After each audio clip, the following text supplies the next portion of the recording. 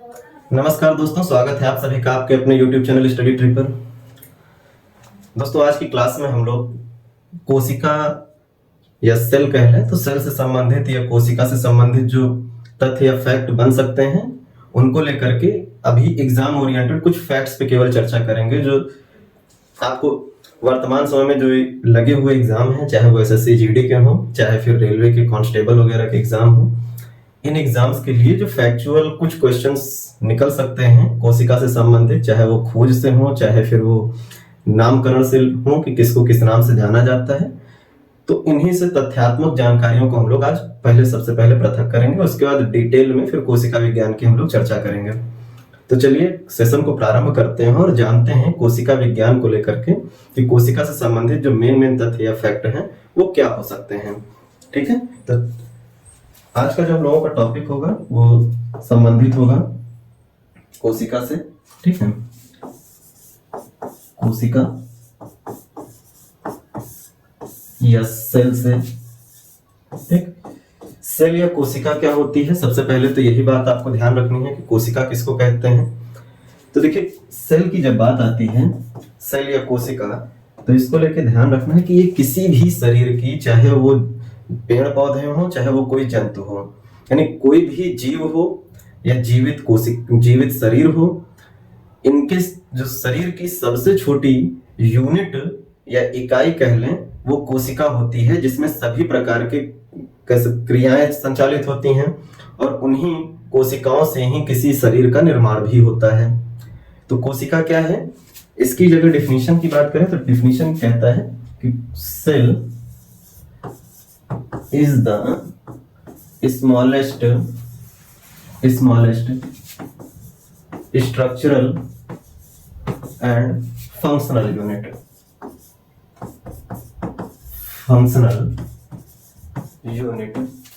of the body। ठीक है, यानी कि शरीर की सबसे छोटी संरचनात्मक और क्रियात्मक इकाई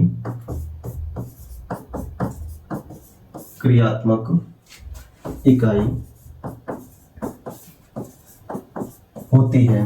ठीक है, कोशिका।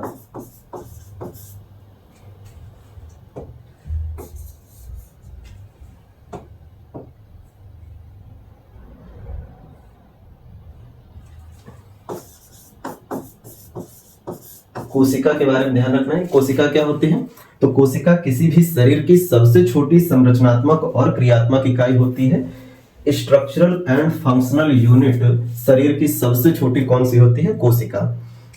सबसे छोटी क्रियात्मक और संरचनात्मक इकाई से क्या मतलब है, तो ध्यान रखना है।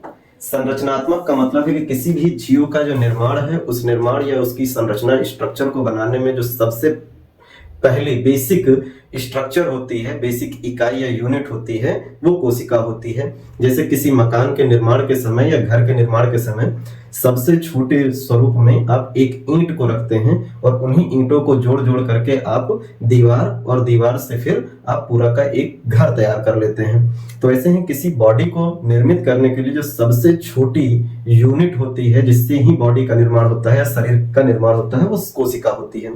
तो सबसे छोटी संरचनात्मक इकाई है। इसके अलावा हमारे शरीर के अंदर चलने वाली जो समस्त क्रिया विधियां हैं, मुख्य रूप से चाहे वो पाचन की क्रिया हो, चाहे वो श्वसन की क्रिया हो, चाहे आप उत्सर्जन कह लें, कोई भी प्रक्रिया हो, पाचन, श्वसन, उत्सर्जन या फिर प्रजनन के समय कह लें, गुणसूत्रों का आनुवंशिक रूप से एक शरीर से दूसरे शरीर में पहुंचने की प्रक्रिया हो, ये सारी की सारी क्रियाएं कोशिका के माध्यम से ही होती हैं या कोशिका के अंदर ही होती हैं। तो कोशिका के अंदर चलने वाली वो प्रक्रियाएं जो शरीर को चलाने का कार्य करती हैं, उन्हें हम क्रियात्मक क्रिया कहेंगे। और ये सारी क्रियात्मक अभिक्रियाएं कहाँ पे होती हैं, वो भी कोशिका में होती हैं। तो कोशिका ही वो सबसे छोटी इकाई है जिसमें समस्त अभिक्रियाएं चलती हैं और इन्हीं से शरीर का निर्माण होता है। तो अगर आपसे सवाल किया जाए कि शरीर की सबसे छोटी इकाई कौन सी होती है, तो आप कोशिका बताएंगे, या फिर यूं कह लें, अगर आपसे कह दिया जाए शरीर की सबसे छोटी संरचनात्मक इकाई क्या होती है, तब भी आप कोशिका बताएंगे। शरीर की सबसे छोटी संरचनात्मक और क्रियात्मक इकाई क्या होती, तब भी आप कोशिका बताते हैं। ठीक है, तो ये तो हुआ कोशिका के बारे में। फिर आते हैं, अब इन्हीं से कुछ तथ्य निकल के आते हैं, सवाल पूछे जाते हैं कि सबसे छोटी जो कोशिका है वो कौन सी होती है। ठीक है, कुछ बेसिक तथ्य होते हैं। सबसे छोटी कोशिका डायरेक्ट पूछा जाता है।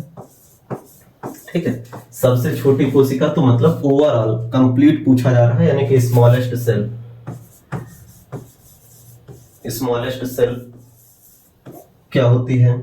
इसके अलावा अगर हम लोग बात करें तो ये भी पूछ लिया जाता है सबसे बड़ी कोशिका क्या होती है, कौन सी होती है। ठीक है, सबसे बड़ी कोशिका कौन सी होती है, यानी लार्जेस्ट सेल कौन सी होती है। ये पेड़ पौधे या फिर पृथ्वी पर पाए जाने वाले या अभी तक जो भी ज्ञात जीव हैं, बायो ऑर्गेनिज्म हैं, उन सभी में सबसे बड़ा कौन सी कोशिका है, सबसे छोटी कौन सी कोशिका है, ये आपको बताना होता है। तो देखें, सबसे बड़ी कोशिका की बात करें, सबसे छोटी कोशिका की बात करें तो इसमें नाम आता है पीपीएलओ। एक नाम आता है पीपीएलओ, पूरा नाम होता है प्लूरो निमोनिया लाइक ऑर्गेनिज्म। ठीक है, क्या नाम होता है, प्लूरो निमोनिया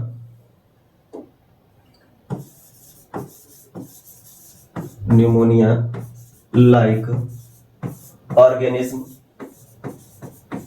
ऑर्गेनिज्म। एक तो ये होता है, ये इसी को कह लें तो कई जगहों पे लिखा होता है माइकोप्लाज्म। ठीक है, कई जगहों पे इसे लिखा जाता है माइकोप्लाज्म गैलीसेप्टिकम। ठीक, तो सबसे छोटी कोशिका कौन सी होती है, जो वर्तमान में सभी प्रकार के जीवों में सबसे छोटी कोशिका कौन सी होती है, तो पीपीएलओ या माइकोप्लाज्म गैलीसेप्टिकम। ये एक ही नाम है, एक बैक्टीरिया है, जीवाणु आद्य बैक्टीरिया। ठीक है, प्रोकैरियोटिक प्रकार की कोशिका होती है इनमें, तो ये ध्यान रखना है, सबसे छोटी कोशिका है। अब सबसे बड़ी कोशिका कौन सी होती है, तो आपको ध्यान रखना है सबसे बड़ी कोशिका होती है शुतुरमुर्ग का अंडा। ये सबसे बड़ी कोशिका होती है, यानी ऑस्ट्रिच एग। ये लार्जेस्ट सेल होती है। एक कंप्लीट ऑस्ट्रिच का अंडा, एक जो अंडा जो होता है वो एक प्रकार कोशिका होती है, एक सिंगल कोशिका या सेल होती है। तो शुतुरमुर्ग का अंडा सबसे बड़ी कोशिका होती है, ये आपको ध्यान रखना है। ठीक है, इसके अलावा कुछ और सवाल बनते हैं। ये तो हुआ सभी प्रकार की कोशिकाओं में सबसे बड़ी और सबसे छोटी कौन सी होती है। अब मानव शरीर को लेकर के सवाल बन जाता है कि मानव शरीर की सबसे छोटी कोशिका कौन सी होती है। मानव शरीर की सबसे बड़ी और सबसे छोटी कोशिका कौन सी होती है, कि सबसे बड़ी कोशिका यानी कि लार्जेस्ट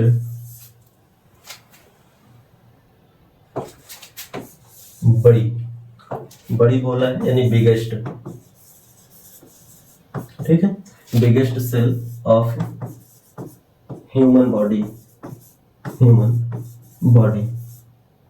ठीक है, सबसे बड़ी कोशिका यहाँ पे ह्यूमन बॉडी याद रखेंगे, यहाँ पे लार्जेस्ट नहीं, यहाँ बिगेस्ट होगा, ये ध्यान रखेंगे, बिगेस्ट। ठीक है, ये बिगेस्ट है, सबसे बड़ी कोशिका। ठीक, अब यहाँ पे मानव शरीर की सबसे बड़ी कोशिका कौन सी होती है, ये एक सवाल हो गया। यहीं पर एक सवाल और बनता है कि मानव शरीर की सबसे छोटी कोशिका कौन सी होती है। मानव शरीर की सबसे छोटी कोशिका कौन सी होती है,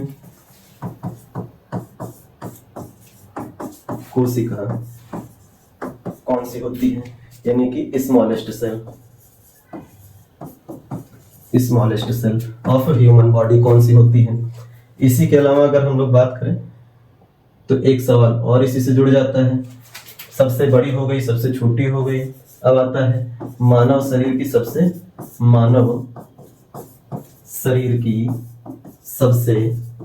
लंबी कोशिका कौन सी होती है? लंबी कोशिका कौन सी होती है? ठीक है, यानी largest cell of human body कौन सी होती है? Human body. ये कुछ सवाल है बेसिक।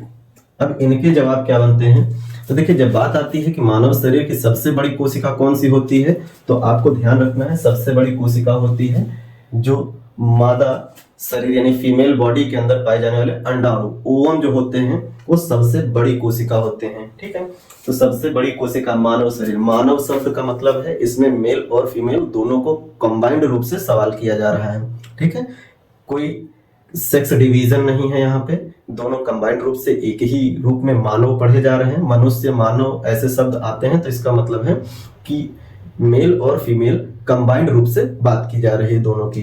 ठीक है, तो मानव शरीर की सबसे बड़ी कोशिका की बात करें तो सबसे बड़ी कोशिका होती है अंडाणु या ओवम। ठीक है, ओवम। और ये भी ध्यान रखना है कि ये जो अंडाणु होता है ये फीमेल बॉडी में पाया जाता है, मेल में नहीं।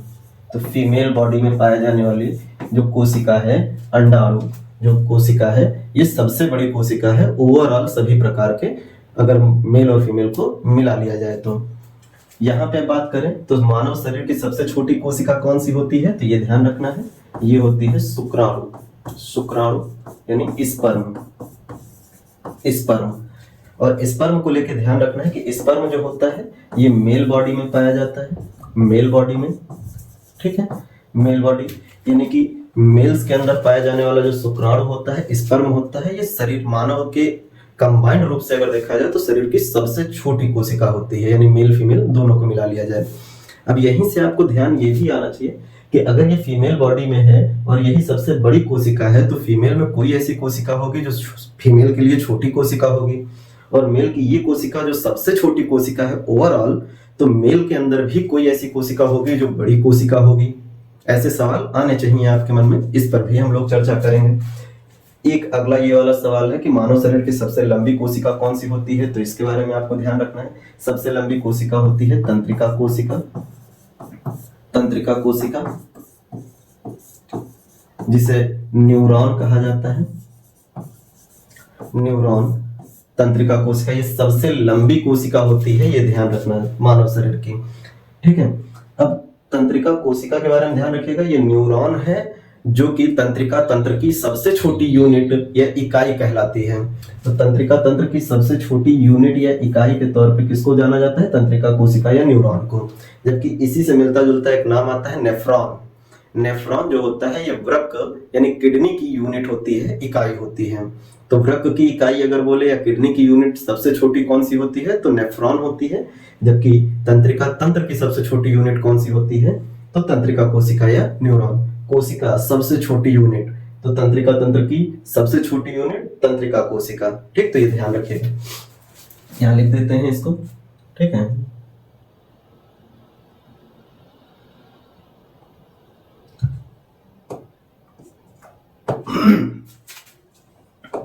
सबसे छोटी यूनिट तंत्रिका तंत्र यानी नर्वस सिस्टम की smallest unit of nervous system. तंत्रिका तंत्र की सबसे छोटी इकाई, सबसे छोटी इकाई क्या होती है? न्यूरॉन होती है। जबकि मिलता जुलता नाम क्या बताया हमने? नेफ्रॉन। ठीक है, नेफ्रॉन। नेफ्रॉन, ये ध्यान रखना है, उत्सर्जन तंत्र की या फिर वृक्क की सबसे छोटी इकाई होती है। उत्सर्जन तंत्र बोल दें या फिर वृक्क बोल दें, किडनी। ठीक, एक्सक्रीटरी सिस्टम या फिर किडनी की सबसे छोटी यूनिट अगर आपसे बोल दी जाए तो आप ध्यान रखिएगा नेफ्रॉन। ठीक है, उत्सर्जन तंत्र या वृक्क की सबसे छोटी इकाई, सबसे छोटी इकाई, ये आप ध्यान रखेंगे। तो ये हुआ मानव को यानी कंबाइंड रूप से जब पढ़ा जाता है मेल और फीमेल को, तब कि सबसे बड़ी इकाई कौन सी होती है, सबसे छोटी इकाई कौन, सबसे बड़ी कोशिका कौन सी होती है, सबसे छोटी कोशिका कौन सी होती है। मानव शरीर की सबसे बड़ी कोशिका अंडाणु होती है जो फीमेल के बॉडी में पाई जाती है, और मानव शरीर की सबसे छोटी कोशिका शुक्राणु होती है जो मेल बॉडी में पाई जाती है। जबकि मानव शरीर की सबसे लंबी कोशिका तंत्रिका कोशिका या न्यूरॉन है जो मेल फीमेल दोनों में ही पाए जाते हैं, क्योंकि बिना तंत्रिका कोशिका के कोई कार्य होगा ही नहीं। अब यहीं पे सवाल बनता है, अगर मेल और फीमेल की बात करते हैं, नर और मादा की बात कर रहे हैं, ठीक है, यहां पे अगर बोल दें नर के शरीर की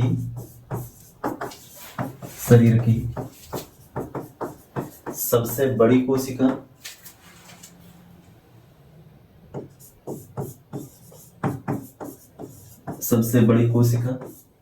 पहले नर की बजाय पहले मादा की बात कर लेते हैं, जिससे कि एक लाइन के साथ ही पूरा बन जाए। तो हम यहाँ पे फीमेल बॉडी की बात करेंगे, ठीक है।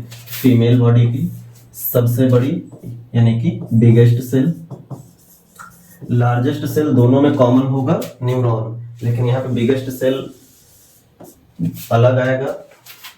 और यहीं पे अगर हम लोग बात करें तो फीमेल की बॉडी में ही बात करें तो स्मॉलेस्ट सेल कौन सा होगा, ठीक है। यहीं पे बात करते हैं नर के शरीर की सबसे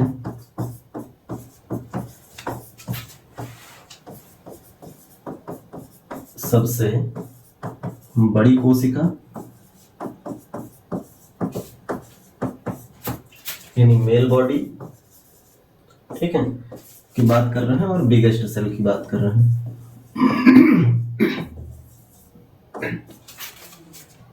और इसी जगह पे बात कर रहे हैं हम लोग, ठीक है, ये पॉइंट है। इसी जगह पे बात कर रहे हैं नर के शरीर की सबसे छोटी कोशिका यानी स्मॉलेस्ट सेल, ठीक है, यहाँ पे इस सबसे छोटी।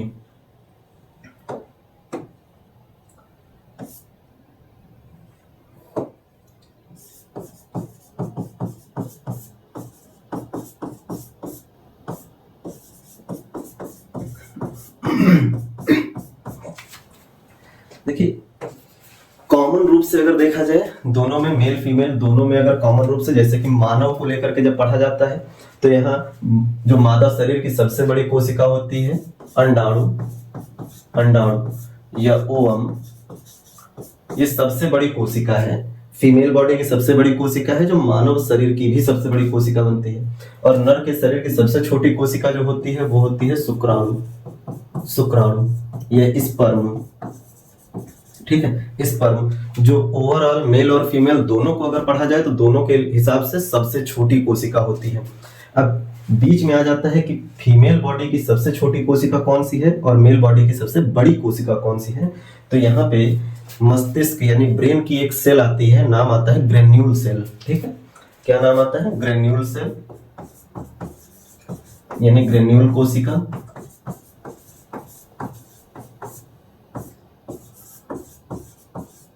ग्रेन्यूल सेल ब्रेन मेल में भी है, फीमेल में भी है। सेल की बात करें तो जो ग्रेन्यूल सेल है ये मेल और फीमेल दोनों के अंदर पाया जा रहा है। तो दोनों के अंदर अगर पाया जा रहा है तो ग्रेन्यूल सेल का आकार फीमेल बॉडी में अंडाणु से तो छोटा है लेकिन मेल बॉडी में स्पर्म से बड़ा होता है। तो यहाँ पर जो नर के शरीर की सबसे बड़ी कोशिका आती है वो कोशिका का नाम आता है ग्रेन्यूल कोशिका। ग्रेन्यूल कोशिका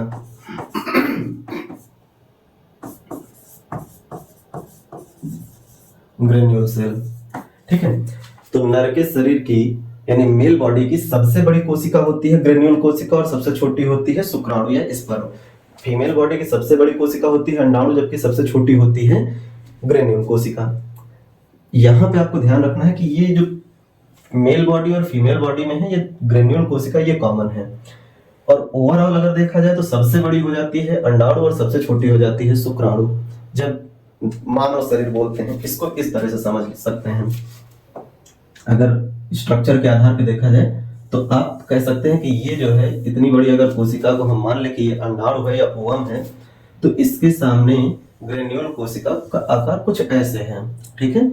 और वहीं इसके सामने जो स्पर्म है उसका आकार कुछ ऐसे है, बहुत छोटा, ठीक है। तो ये अंडाणु है, ये ग्रेन्यूल कोशिका है और ये है स्पर्म। अगर बात करी जाए तो अंडाणु के बारे में ये ध्यान रखते हैं, ये है अंडाणु, ठीक है। हम यहाँ पे कर दें अंडाणु, ओवम, और ये है ग्रेन्यूल सेल, ग्रेन्यूल कोशिका, ठीक है, ग्रेन्यूल कोशिका या ग्रेन्यूल सेल। और ये है शुक्राणु यानी स्पर्म, स्पर्म। तो ये है फीमेल बॉडी, फीमेल बॉडी का क्या है, बिगेस्ट सेल, ठीक है। फीमेल बॉडी की सबसे बड़ी कोशिका कौन सी है, अंडाणु है। फीमेल बॉडी के लिए ये वाली जो कोशिका होगी ये फीमेल बॉडी के लिए क्या बनेगी, स्मॉलेस्ट सेल, स्मॉलेस्ट सेल बनेगी। फीमेल बॉडी के लिए स्मॉलेस्ट सेल कौन सी होगी, ग्रेन्यूल कोशिका, और बिगेस्ट कोशिका सेल कौन सी होगी, अंडाणु या ओवम होगी। वहीं पे अगर हम लोग बात करें मेल बॉडी की, तो मेल बॉडी के लिए ये वाली जो कोशिका है स्पर्म, ये क्या है, स्मॉलेस्ट है, स्मॉलेस्ट सेल है। साइज आप कंपैरिजन में देख सकते हैं। और ये बात हम लोग किसके लिए कर रहे हैं, मेल के लिए कर रहे हैं, नर के शरीर की बात कर रहे हैं, ठीक है। जबकि ये वाली कोशिका मेल बॉडी के लिए क्या बनेगी, बिगेस्ट सेल बनेगी, सबसे बड़ी कोशिका बनेगी।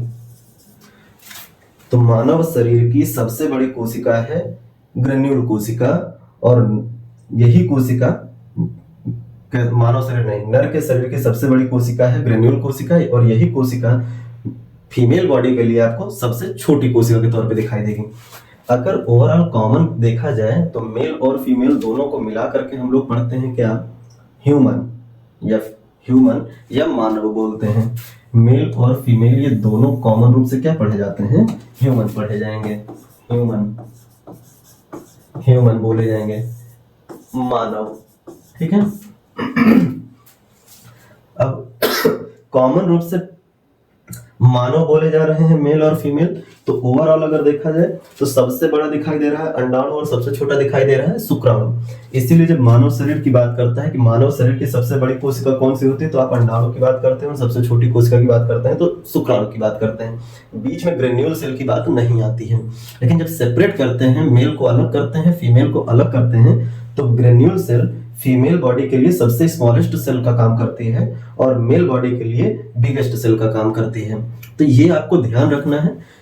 मोस्टली लोग डायरेक्ट पढ़ा देते हैं और बता देते हैं कि मानव शरीर की सबसे बड़ी कोशिका होती है अंडाणु, सबसे छोटी कोशिका होती है शुक्राणु। सेम फीमेल बॉडी के लिए भी बोल देते हैं सबसे बड़ी कोशिका तो अंडाणु है, लेकिन सबसे छोटी कोशिका फीमेल बॉडी के लिए कौन सी होगी ये नहीं बताते हैं, क्योंकि स्पर्म फीमेल बॉडी में थोड़ी ना होगा। और मेल बॉडी के लिए स्पर्म सबसे छोटी कोशिका है, ओवरऑल है, और मेल बॉडी के लिए भी सबसे छोटी कोशिका है। लेकिन मेल बॉडी के लिए बड़ी कोशिका कौन सी होगी ये भी कोई नहीं स्पष्ट करता। ओवम मेल बॉडी में नहीं बनता है। तो ये आपको ध्यान रखना है। बीच में एक सेल आता है ग्रेन्यूल कोशिका, ठीक, तो ये ध्यान रखेंगे। अब कोशिका को लेकर के ये बात ध्यान रखेंगे, सबसे बड़ी सबसे छोटी कोशिकाएं कौन सी होती हैं ये तो आपको पता चल गया। अब आते हैं कोशिका को लेकर के कुछ तथ्यात्मक जानकारी पे। अभी हम लोग कोशिका को डिफाइन नहीं कर रहे हैं, केवल कोशिका से जुड़े हुए जो फैक्चुअल डाटा है उसकी हम लोग बात केवल चर्चा कर रहे हैं। तो सवाल बनता है, कुछ सवाल होता है कि कोशिका की खोज किसने करी थी। कोशिका की खोज या डिस्कवरी ऑफ सेल की जब बात आती है कि किसने करी थी, ठीक है, तो कोशिका की खोज से जब भी चर्चा की जाती है तो नाम आता है रॉबर्ट हुक का। किसका नाम आता है, रॉबर्ट हुक का नाम आता है। ये जो रॉबर्ट हुक है, ठीक है, रॉबर्ट हुक कोशिका की खोज से रिलेटेड है। अगर हम लोग बात करें तो ये 1665 में इनका नाम आता है। वो सबसे पहले कोशिका की खोज करे थे, लेकिन इनके द्वारा जो कोशिका खोजी गई थी वो कॉर्क के टुकड़े से खोजी गई थी। कॉर्क का मतलब है लकड़ी का टुकड़ा, ठीक है। कॉर्क के टुकड़े से इनके द्वारा सबसे पहले कोशिका की खोज की गई थी। और लकड़ी की बात करें तो लकड़ी पूरी तरह से कह सकते हैं सूख चुकी होती है। और आप भी लकड़ी को अगर देखें तो लकड़ी तो गौर से देखने पर उसमें छोटे छोटे पोर्स दिखाई पड़ते हैं। तो सबसे पहले रॉबर्ट हुक ने ही माइक्रोस्कोप, स्वयं का सूक्ष्मदर्शी या माइक्रोस्कोप तैयार किया और उसी से जो लकड़ी के पोर्स हैं उन पोर्स को देखा, और जो ये पोर्स छोटे छोटे उनको दिखाई दिए, बहुत छोटे छोटे बारीक पोर्स दिखाई दिए, इन पोर्स को ही उन्होंने एक छोटा कमरा बोला। यानी छोटे कमरे को आप किस नाम से देख सकते हैं, तो छोटे कमरे को ही कहा गया सेल। ठीक है, तो छोटा कमरा नाम से संबोधित किया या सेल नाम से संबोधित किया। तो लकड़ी की टुकड़ी से सबसे पहली बार कोशिका की खोज की गई थी, और लकड़ी के जिस टुकड़े से खोज की गई थी वो सूखी हुई लकड़ी थी, इसीलिए इसमें जीवन नहीं था, यानी कोई कोशिकांग जीवित रूप से नहीं दिखाई दे रहे थे, बस सूखी हुई एक पोर थी। तो यहाँ ध्यान रखेंगे जो पहली खोजी गई कोशिका रॉबर्ट हुक के द्वारा थी वो कैसी कोशिका थी, निर्जीव थी, यानी नॉन लिविंग सेल थी। ठीक है, निर्जीव कोशिका। सर्वप्रथम खोजी गई कोशिका अगर आपसे पूछी जाए कि कौन सी थी या किस प्रकार की थी, तो निर्जीव कोशिका सबसे पहले खोजी गई कोशिका थी जो रॉबर्ट हुक के द्वारा खोजी गई थी। तो यही सवाल बनता है कि सबसे पहले फिर सजीव कोशिका या लिविंग सेल की खोज किसने करी थी। तो देखते हैं, सबसे पहले लिविंग सेल की खोज किसने करी थी या सजीव कोशिका की खोज किसने करी थी। सजीव कोशिका की खोज किसने करी थी, सजीव कोशिका या लिविंग सेल की खोज किसने करी थी। तो देखिए, सजीव कोशिका की खोज से संबंधित जो वैज्ञानिक हैं उनका नाम आता है Antony von Leeuwenhoek. Antony von Leeuwenhoek.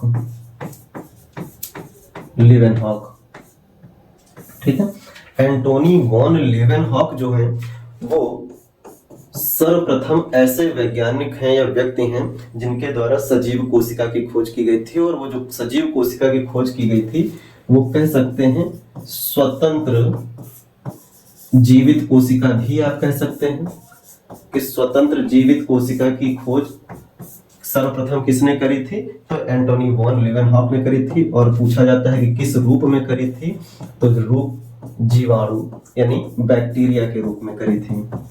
इसीलिए सबसे पहले अगर बोला जाता है कि जीवाणु की खोज या बैक्टीरिया की खोज भी किसने करी थी, तो एंटोनी वॉन लीवेनहॉक ने करी थी। इसीलिए इनको बैक्टीरियोलॉजी या जीवाणु विज्ञान का जनक बोला जाता है। जीवाणु विज्ञान या कह लें बैक्टीरियोलॉजी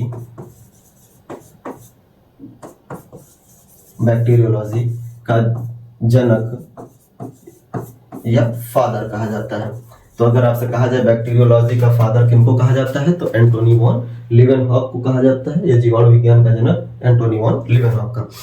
अब सवाल ये भी है कि सबसे पहले जो सजीव कोशिका खोजी गई थी वो कौन सी थी, तो ध्यान रखिएगा जीवाणु।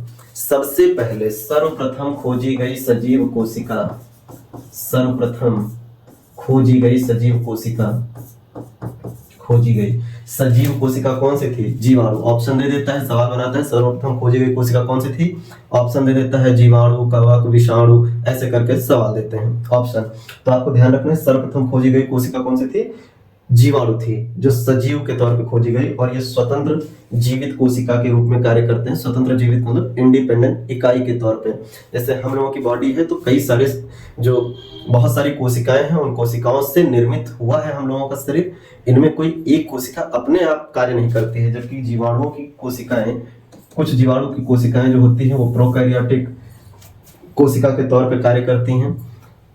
अब प्रोकैरियोटिक कोशिकाएं जो होती हैं वो एक कोशिकीय होती हैं, यानी एक ही सेल से बनी होती हैं, जबकि यूकैरियोटिक जो कोशिकाएं होती हैं वो एक भी हो सकती हैं और एक से ज्यादा कोशिकाओं के समूह से भी बन सकती हैं।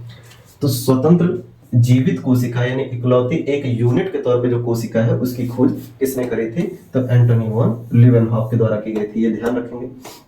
अब यहीं से बात आती है, एक सवाल और बनता है कि सबसे पहले जो कोशिका की इन्होंने खोज करी थी, यानी जीवाणु की जो खोज इन्होंने करी थी, वो किससे करी थी, किस चीज से करी थी।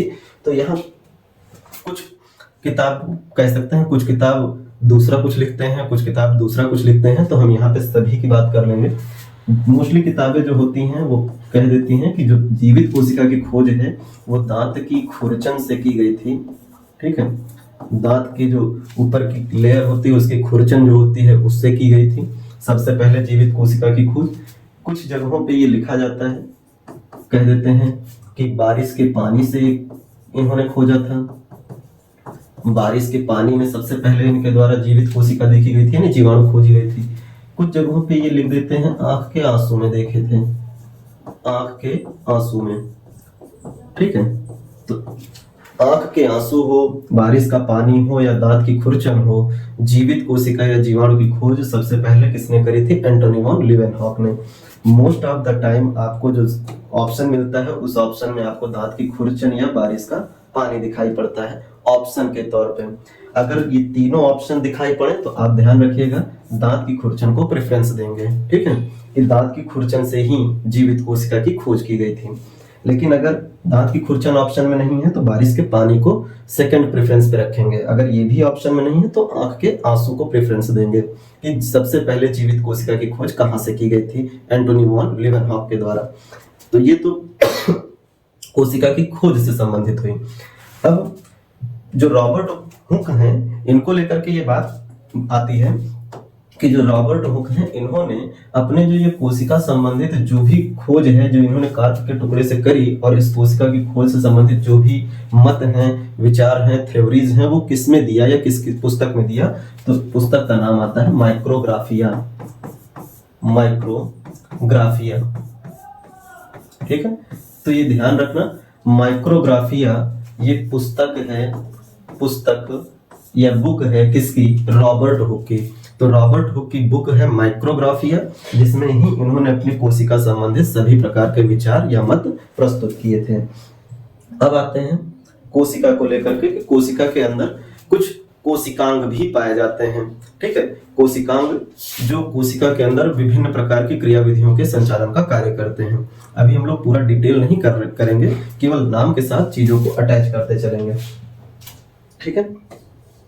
तो यहाँ पे अगर हम लोग बात करें तो जितनी ही यूकैरियोटिक कोशिकाएं होती हैं, विकसित प्रकार की कोशिकाएं होती हैं, कोशिका दो प्रकार की होती है, एक प्रोकैरियोटिक और एक यूकैरियोटिक। जो प्रोकैरियोटिक होती है उनको हम प्रिमिटिव सेल्स बोलते हैं या आदिम कोशिकाएं बोलते हैं, और जो यूकैरियोटिक कोशिका होती हैं उनको हम लोग मॉडर्न सेल या फिर नवीन कोशिकाएं बोलते हैं। तो जो आदिम कोशिकाएं होती हैं या प्रिमिटिव सेल होती हैं वो बहुत कम विकसित या अल्प विकसित होती हैं, जिसमें केंद्रक की जो मेम्ब्रेन है, केंद्रक मेम्ब्रेन, न्यूक्लियर मेम्ब्रेन या केंद्रक झिल्ली कह लें, वो अनुपस्थित होता है, जिसके कारण केंद्रक के अंदर केवल एक गुणसूत्र जो पूरी तरह कोशिका में फ्री अवस्था में पाया जाता है। बाकी कोशिकांग सभी अनुपस्थित होते हैं राइबोसोम को छोड़ करके, चाहे हरित लवक हो, माइटोकॉन्ड्रिया हो, अंतःप्रद्रव्य जालिका हो, गोल्जी बॉडी है, ये प्रोकैरियोटिक कोशिकाओं में अनुपस्थित होते हैं। लेकिन राइबोसोम पाया जाता है। राइबोसोम भी अपने विकास के क्रम में दो प्रकार का होता है। एक प्रोकैरियोटिक में जो होता है वो 70S टाइप का होता है, और जो यूकैरियोटिक कोशिका में होता है वो 80S टाइप का होता है। तो इन्हीं पर हम लोग चर्चाएं करेंगे। जो यूकैरियोटिक कोशिका होती है उनमें सभी कोशिकांग होते हैं, केंद्रक के बाहर केंद्रक झिल्ली भी होती है, यानी न्यूक्लियर मेम्ब्रेन भी होती है, जिसके कारण जो गुणसूत्र होते हैं वो एक से अधिक संख्या में पाए जाते हैं, और साथ ही जो दूसरे कोशिकांग हैं वो पूरी तरह से विकसित रूप में पाए जाते हैं कोशिका के अंदर। तो अब इन्हीं कोशिकांगों पे चर्चा करेंगे, ठीक है।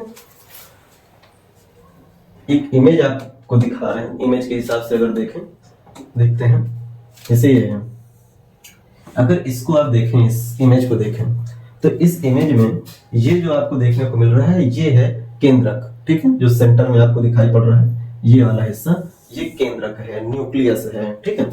केंद्रक के अंदर यहीं पर पाए जाते हैं ये जो किनारे किनारे रोम जैसे दिखाई दे रहे हैं, ये हैं क्रोमैटिन थ्रेड्स, और सेंटर पार्ट यहाँ पर जो आपको दिखाई दे रहे हैं ये है न्यूक्लियोलस या केंद्रिका। तो यहाँ केंद्रिका है, क्रोमैटिन थ्रेड्स हैं, और साथ ही साथ पूरा ये केंद्रक है, न्यूक्लियर मेम्ब्रेन, ये पूरा केंद्रक है। इसको कहा जाता है ब्रेन ऑफ द सेल, ठीक है। हम लोग जब कोशिका सिद्धांत पढ़ते हैं तो कोशिका सिद्धांत जो स्लाइडन और स्वान द्वारा 1839 के दौरान दिया गया था, उस कोशिका सिद्धांत में ये बात चौथे नियम के तौर पे प्रस्तुत की गई थी कि कोशिका का विकास चाहे जिस भी क्रिया के दौरान हुआ हो, चाहे जिस भी क्रियाविधि से हुआ हो, किसी भी प्रकार की कोशिका का निर्माण किसी भी प्रकार की क्रियाविधि से हुआ हो, उसमें जो केंद्रक होगा, यही केंद्रक जो होता है वो मुख्य सृजनकर्ता या सृष्टिकर्ता के रूप में कार्य करता है। ये कोशिका सिद्धांत का चौथा नियम कहता है, चौथी बात। तो कोशिका के अंदर जो मुख्य सृष्टिकर्ता या सृजनकर्ता के तौर पे कार्य करता है वो होता है केंद्रक, चाहे कोशिका किसी भी रूप में निर्मित हुई हो, किसी भी क्रिया से निर्मित हुई हो। तो इसे ब्रेन ऑफ द सेल या यूं कह ले कंट्रोलर ऑफ द सेल, कोशिका का नियंत्रक कक्ष या कोशिका का मस्तिष्क, इन कई नामों से जाना जाता है। वहीं पर आप ये स्ट्रक्चर जो देख रहे हैं, ये वाले स्ट्रक्चर, ये माइटोकॉन्ड्रिया हैं, ठीक है, माइटोकॉन्ड्रिया आपको दिखाई दे रहे हैं। यहीं पर अगर आप देखेंगे ये छोटे छोटे आपको दिखाई दे रहे हैं, ये माइक्रोट्यूब्यूल्स हैं। इसके अलावा ये जो छोटे छोटे आपको ऐसे दिखाई दे रहे हैं, ये हरित लवक या क्लोरोप्लास्ट आपको दिखाई पड़ते हैं। किनारे, केंद्रक के किनारे ये आपको जो स्ट्रक्चर दिखाई दे रहे हैं, इन स्ट्रक्चर्स को कहा जाता है एंडोप्लाज्मिक रेटिकुलम या अंतःप्रद्रवी जालिका। अभी सब पे चर्चा करेंगे कि किसको किन नाम से जाना जाता है। ये जो स्ट्रक्चर आपको देखने को मिलते हैं, ये आपको दिखाई पड़ते हैं गोल्जी काय या गोल्जी बॉडी के नाम से देखने को मिल जाते हैं, ठीक है। ये जो स्ट्रक्चर है, ये जो स्ट्रक्चर है आपको बाहर दिखाई पड़ रहे हैं, ये इस तरह से बनाए गए हैं, ये इसी के हिस्से हैं, एंडोप्लाज्मिक रेटिकुलम के हिस्से हैं, बस अलग से बनाया गया है क्योंकि इस पर राइबोसोम पार्टिकल्स देखने को मिलते हैं, इसलिए ये रफ एंडोप्लाज्मिक रेटिकुलम कहलाएगा, जबकि ये स्मूथ एंडोप्लाज्मिक रेटिकुलम बनाया गया है। ये आपको ऐसे स्ट्रक्चर दिखाई पड़ रहे हैं, ये आपको वैक्यूल्स के तौर पे दिखाई पड़ते हैं। वैक्यूल्स इस तरह से स्ट्रक्चर में अंदर भरे होते हैं, रिक्तिका बोला जाता है। तो ये मेन कोशिकांग हैं जो आप देखते हैं कोशिका के भीतर। तो इन्हीं कोशिकांगों या कोशिका के अंदर जो स्ट्रक्चर्स हैं, इन्हीं पे हम लोग चर्चा करेंगे। और चर्चा क्या होगी इसी पे, तो जैसे बात आ जाती है केंद्रक की, ठीक है। केंद्रक, सबसे पहले केंद्रक या न्यूक्लियस, ठीक है। न्यूक्लियस को लेकर के मुख्य रूप से दो सवाल आपको हर जगह से एक एक दो दो पॉइंट ही स्टैटिक के तौर पे अभी लर्निंग प्रोसेस के हिसाब से याद रखेंगे। तो केंद्रक या न्यूक्लियस की सबसे पहले बात आती है, खोज किसने करी थी, तो याद रखेंगे रॉबर्ट ब्राउन, नाम आता है किसका, रॉबर्ट ब्राउन। इन्होंने सबसे पहले केंद्रक की खोज करी थी। और केंद्रक की बात करें तो इसको किन नामों से जाना जाता है, तो इसे कोशिका का नियंत्रक कक्ष कहा जाता है, कोशिका का नियंत्रक कक्ष, नियंत्रक कक्ष, यह कह लें कंट्रोलर ऑफ द सेल, ठीक है। इसी को कोशिका का मस्तिष्क भी कहा जाता है, कोशिका का मस्तिष्क भी कहते हैं, brain of the cell, brain of the cell भी बोला जाता है, ये भी आप ध्यान रखेंगे। तो केंद्रक से, केंद्रक की खोज किसने करी, केंद्रक को किन नामों से जाना जाता है, ये भी ध्यान रखेंगे।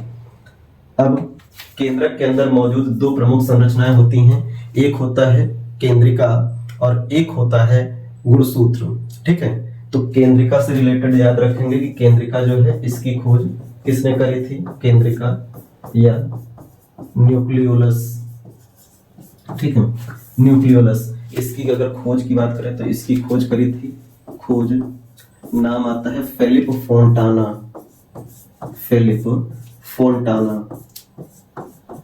तो केंद्रिका की खोज किसने करी थी, फिलिप फोंटाना। ये केंद्रक के अंदर पाई जाने वाली संरचना है, ये ध्यान रखना है।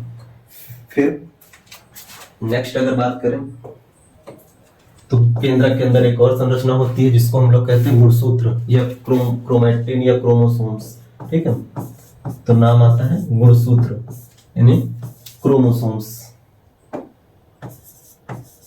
क्रोमोसोम्स,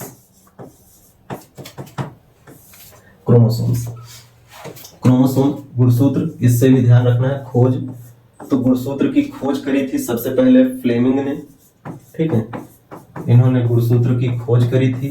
जबकि गुणसूत्र का नामकरण किसने किया था, ये अगर आपसे सवाल पूछा जाए, नेमिंग किसने करी थी, नाम किसने दिया था, तो ये ध्यान रखिएगा, नाम दिया था वॉल्डेयर ने।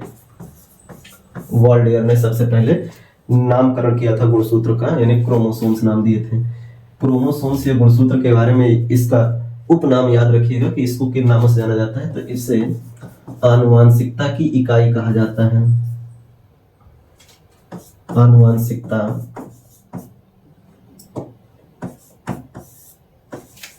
की इकाई, ठीक है, यूनिट ऑफ इनहेरिटेंस या हेरिडिटी। हेरिडिटी की यूनिट बोल दें या इनहेरिटेंस की यूनिट बोल दें, किसको कहा जाता है? तो ध्यान रखना है, गुणसूत्र को कहा जाता है। क्यों कहा जाता है? क्योंकि गुणसूत्र ही जो होते हैं वो माता पिता के लक्षण जो हैं वो अगले पीढ़ी में बच्चों में ले जाने का काम करते हैं। अब गुणसूत्र की बात ध्यान रखना है। यहाँ पे हम लोग मनुष्य की अगर बात करें तो मनुष्य में जो गुणसूत्र होते हैं, मनुष्य यानी ह्यूमंस, इनमें अगर हम लोग गुणसूत्र की बात करें तो गुणसूत्र दो प्रकार, टोटल 46 होते हैं। गुणसूत्र 46 होते हैं, 46। अगर जोड़ी की बात करें तो ध्यान रखेंगे 23 जोड़ी या 23 पेयर, 23 पेयर्स, 46 गुणसूत्र टोटल होते हैं। अब ये जो 23 जोड़ी गुणसूत्र या 46 गुणसूत्र हैं, इनको याद रखना है। ये दो प्रकार के होते हैं। कौन से दो प्रकार? तो इनको देखें। एक होता है जिसको कहा जाता है, आप कह सकते हैं ऑटोसोम्स, ऑटोसोम्स या दैहिक कोशिका, दैहिक गुणसूत्र, ऑटोसोम्स या दैहिक गुणसूत्र। दूसरा होता है सेक्स क्रोमोसोम्स, क्रोमोसोम्स या इसी को कहते हैं लिंग गुणसूत्र, लिंग गुणसूत्र। अब ये जो दैहिक गुणसूत्र होते हैं या लिंग गुणसूत्र होते हैं, इनकी अगर हम लोग बात करें, ठीक है, दैहिक गुणसूत्र की बात करें तो इनका नंबर होता है 44 या यूं कह लें 22 जोड़ी, 22 जोड़ी। और इनका जो काम होता है, दैहिक गुणसूत्रों का काम होता है, ये शरीर की संरचना और बनावट, इन सब चीजों का निर्धारण करते हैं। रंग रूप, है ना, कि कैसा होगा, लंबाई कैसी होगी, कद कैसा होगा, आंखें कैसी होंगी, ये सब चीजें कौन निर्धारित करता है? तो दैहिक गुणसूत्र या ऑटोसोम्स डिसाइड करते हैं, जिनका नंबर होता है ह्यूमन बॉडी के सेल्स के अंदर 22 पेयर्स यानी 44। जबकि वहीं पे अगर सेक्स क्रोमोसोम्स की बात करें तो इनका जो नंबर होता है वो टोटल होता है 2, क्योंकि टोटल गुणसूत्र कितने हैं? 46। तो 46 में 44 जो होते हैं वो शरीर की के बनावट और शरीर की संरचना, इन सब का निर्माण करते हैं, इन सबको दर्शाते हैं। बचे हुए जो 2 होते हैं गुणसूत्र, या कह लें एक जोड़ी या एक वन पेयर जो होता है, ये लिंग का निर्धारण करते हैं, सेक्सेस का निर्धारण करते हैं कि जो संतान होगी या जो बच्चे होंगे वो कौन लड़का होगा या लड़की होगी। तो इसके निर्धारण के लिए जो क्रोमोसोम्स होते हैं, दो क्रोमोसोम होते हैं। अगर ये दोनों एक्स हैं, एक्स हैं, तो संतान लड़की होगी। या यूं कह लें फीमेल बॉडी में के अंदर जो लिंग गुणसूत्र या सेक्स क्रोमोसोम होता है वो एक्स होता है। वहीं अगर मेल बॉडी की बात करें तो एक्स और वाई ये 2 गुणसूत्र होते हैं। अगर ये गुणसूत्र होते हैं तो इसका मतलब लड़का होता है, यानी कि मेल बॉडी में एक्स वाई गुणसूत्र पाए जाते हैं। 44 ये गुणसूत्र कॉमन है, लेकिन 2 गुणसूत्र जो होते हैं, अगर ये फीमेल बॉडी होगी तो एक्स एक्स होंगे और मेल बॉडी होगी तो एक एक्स और एक वाई होगा।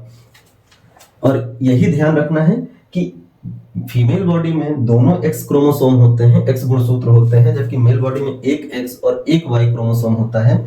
और मेल बॉडी के अंदर जो गुणसूत्र होते हैं उन गुणसूत्रों पर निर्भर करता है कि उनसे जो संतान उत्पन्न होगी वो लड़का होगा या लड़की होगी, क्योंकि जो फीमेल बॉडी है वो जब ओवम बनाएगा तो उससे बनने वाले जो दोनों ओवम हैं वो एक्स कैटेगरी के ही होंगे, और मेल बॉडी जो स्पर्म बनाएगा उसमें एक कैटेगरी एक्स की हो सकती है, जिससे कि अगर फीमेल बॉडी के ओवम से निषेचन करता है, फर्टिलाइजेशन करता है, तो वो लड़की उत्पन्न करेगा। और अगर स्पर्म वाई कैटेगरी का है, वाई क्रोमोसोम रखता है, तो वो फीमेल बॉडी के एक्स क्रोमोसोम वाले जो ओवम है उससे अगर फर्टिलाइजेशन करता है, निषेचन करता है, तो होने वाली संतान लड़का होगा। तो लड़की या जो फीमेल होती है उसमें दोनों के दोनों जो गुणसूत्र हैं, लिंग गुणसूत्र, वो एक्स ही होते हैं, इसलिए इनमें जो ओवम बनता है वो एक ही प्रकार के गुणसूत्र कैरी करता है, एक्स कैटेगरी का। जबकि मेल बॉडी जो होता है इनमें जो होते हैं एक्स और वाई, इस 2 कैटेगरी के क्रोमोसोम पाए जाते हैं। इसलिए इनमें दो प्रकार के स्पर्म बनते हैं, एक एक्स कैटेगरी और एक वाई कैटेगरी क्रोमोसोम रखने वाले। तो जो एक्स कैटेगरी के क्रोमोसोम ओवम से मिलते हैं तो संतान लड़की होती है, और अगर वाई कैटेगरी क्रोमो जो स्पर्म है वो ओवम से मिलते हैं तो संतान लड़का होता है। तो ये आपको ध्यान रखना है, ये बेसिक है जो हम लोगों ने एक साथ डिस्कस कर लिया। अब आते हैं नेक्स्ट अगले पॉइंट पे, ठीक है। तो गुणसूत्र हो गया जिसको लेकर हम लोगों ने चर्चा कर ली। अब दूसरा जो आता है, अगर हम लोग बात करें तो नाम आता है एक माइटोकॉन्ड्रिया। माइटोकॉन्ड्रिया, कॉन्ड्रिया, ठीक है, माइटोकॉन्ड्रिया, माइटोकॉन्ड्रिया। अब माइटोकॉन्ड्रिया की बात की है तो सवाल बनता है कि माइटोकॉन्ड्रिया, इसको अगर एक नाम और इसका देखें तो माइटोकॉन्ड्रिया को हिंदी में सूत्र कणिका भी कहते हैं। तो अगर आपसे कह दिया जाए सूत्र कणिका किसको कहा जाता है, माइटोकॉन्ड्रिया को कहा जाता है, ये ध्यान रखिएगा। अब आती है माइटोकॉन्ड्रिया की खोज किसने करी थी। खोज, सबसे पहले खोज किसने करी थी, ध्यान रखेंगे माइटोकॉन्ड्रिया से 4 वैज्ञानिक संबंधित हैं, 4 लोग, और चारों के बारे में आपको समझना है किस कंडीशन में कौन आता है। तो खोज सबसे पहले अगर बोले कि खोज किसने करी थी माइटोकॉन्ड्रिया की, तो सबसे पहले माइटोकॉन्ड्रिया खोज 1880 में। यहाँ क्योंकि 4 अलग अलग साइंटिस्ट आ रहे हैं तो इसलिए हम लोग डेट बाय डेट, जिससे कि पता चले कि कौन पहले आया कौन किसके बाद आया, क्या बात हुई। तो सबसे पहले 1880 यानी 1880 में सबसे पहले वैज्ञानिक का नाम आता है कोलिकर। कोलिकर, ठीक है। तो कोलिकर ने सबसे पहले माइटोकॉन्ड्रिया की खोज यानी डिस्कवरी करी थी। कहां से की थी, ये सबसे बड़ा सवाल है, क्योंकि बहुत बार ये एग्जाम में पूछा गया है कि सर्वप्रथम माइटोकॉन्ड्रिया की खोज कहां से की गई थी या किससे की गई थी। तो ध्यान रखिएगा, माइटोकॉन्ड्रिया की खोज करी गई थी कीटों की रेखित पेशियों से। कीटों की रेखित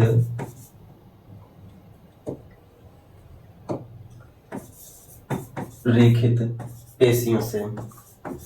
रेखित पेशियों का मतलब होता है ऐच्छिक जो पेशियां होती हैं, ऐच्छिक यानी वॉलेंट्री मसल्स जो होती हैं, उन वॉलेंट्री मसल्स से सबसे पहले, किसके वॉलेंट्री मसल, कीटों के वॉलेंट्री मसल से सबसे पहले कोलिकर के द्वारा 1880 में माइटोकॉन्ड्रिया की खोज करी थी। लेकिन इन्होंने माइटोकॉन्ड्रिया को खोज करने के बाद इनके द्वारा इसे जो नाम दिया वो नाम था सार्कोसोम, ठीक है। तो इन्होंने माइटोकॉन्ड्रिया खोज तो करी लेकिन नाम क्या दिया, सार्कोसोम नाम दिया, सार्कोसोम नाम दिया। ये ध्यान रखना है, कोलिकर के द्वारा सबसे पहले माइटोकॉन्ड्रिया खोज की गई थी लेकिन क्या नाम दिया गया, सार्कोसोम। तो अगर आपसे कह दिया जाए सार्कोसोम कोशिका के किस अंग को कहा जाता है, ये सर्वप्रथम कहा गया था तो माइटोकॉन्ड्रिया को कहा गया था। फिर बात आती है आगे, नेक्स्ट जो अगले आते हैं इन्हीं के बाद वो आते हैं 1882 यानी कि 1882 में, 1882 में, और नाम उनका आता है फ्लेमिंग। वही फ्लेमिंग है जिनके द्वारा 1880 में गुणसूत्र की खोज करी गई थी, ठीक है। तो फ्लेमिंग के द्वारा 1882 में माइटोकॉन्ड्रिया को का नाम सार्कोसोम से बदल करके नाम दिया गया था फिला। अपने नाम पे इन्होंने नाम दे दिया था फिला, फिला।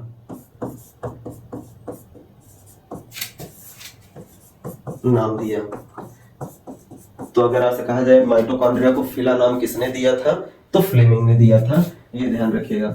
फिर आते हैं इसके बाद 1890 में, ठीक है, 1890 नाम आता है वैज्ञानिक का Richard Altmann.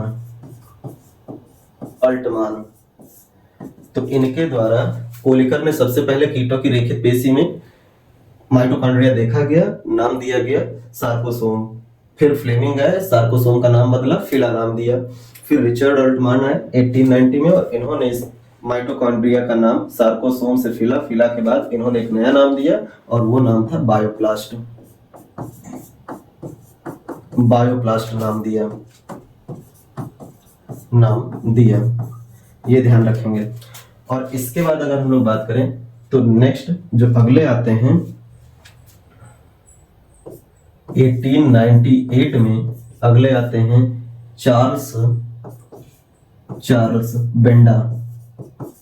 Charles Benda next वैज्ञानिक के तौर पे आते हैं जो माइटोकॉन्ड्रिया से जुड़े हुए हैं और उनके द्वारा माइटोकॉन्ड्रिया का नाम चेंज करके एक्चुअल जो वर्तमान नाम है यानी कि माइटोकॉन्ड्रिया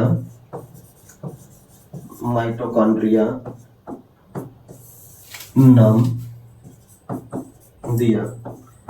तो अगर आपसे कहा जाए माइटोकॉन्ड्रिया नाम सबसे पहले किसने दिया था, तो चार्ल्स बेंडा ने दिया था माइटोकॉन्ड्रिया का नाम। माइटोकॉन्ड्रिया को पहले क्या बायोप्लास्ट, उसके पहले फिला, फिर सबसे पहले सार्कोसोम नाम दिया गया था। तो सार्कोसोम को ध्यान रखिएगा, कोलिकर सार्कोसोम माइटोकॉन्ड्रिया को बोले, फ्लेमिंग फिला बोले, रिचर्ड अर्डमान बायोप्लास्ट बोले और चार्ल्स बेंडा या सी बेंडा माइटोकॉन्ड्रिया बोले। तो ये माइटोकॉन्ड्रिया से जुड़े हुए लोग हैं।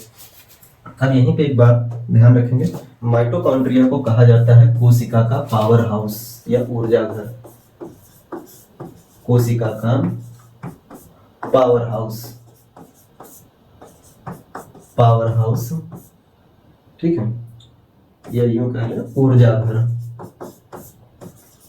घर, ठीक है। इसी को कहा जाता है कोशिका में श्वसन का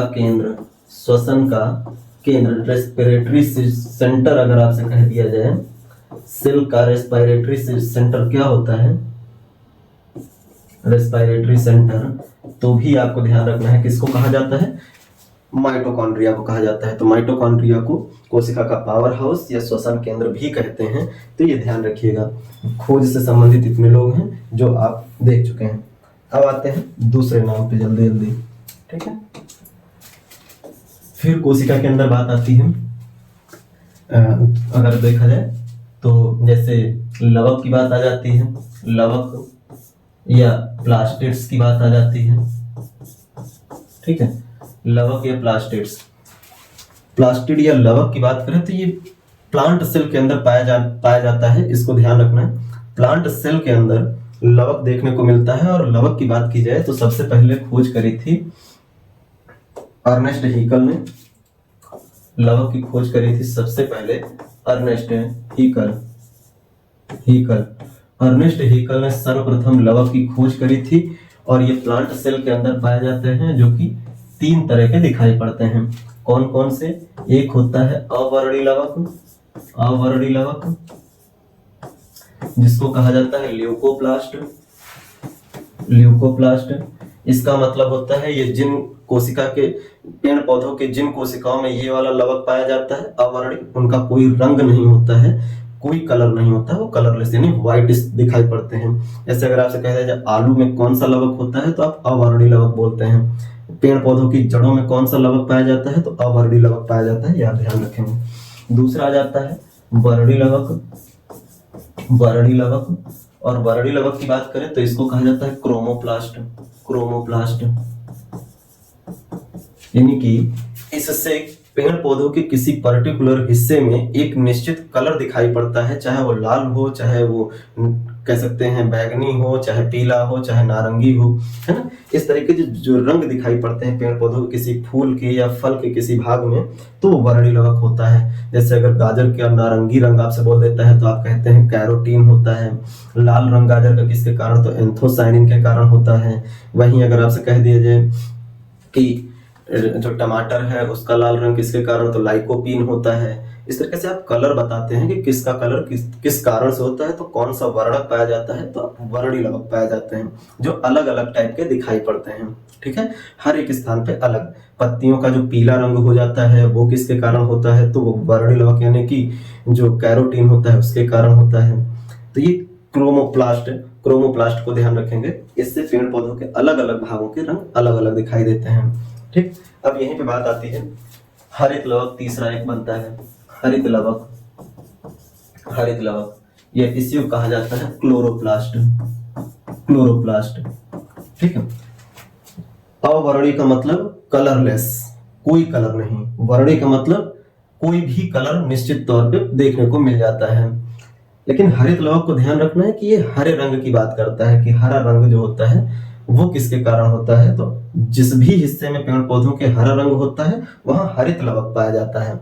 और इसी हरित लवक के अंदर आप कह सकते हैं, इसी हरित लवक के अंदर पेड़ पौधे प्रकाश संश्लेषण की क्रिया करते हैं, प्रकाश संश्लेषण यानी फोटोसिंथेसिस का काम करते हैं, सिंथेसिस का कार्य लेते हैं। इसीलिए हरित लवक को कोशिका का रसोई घर कहा जाता है।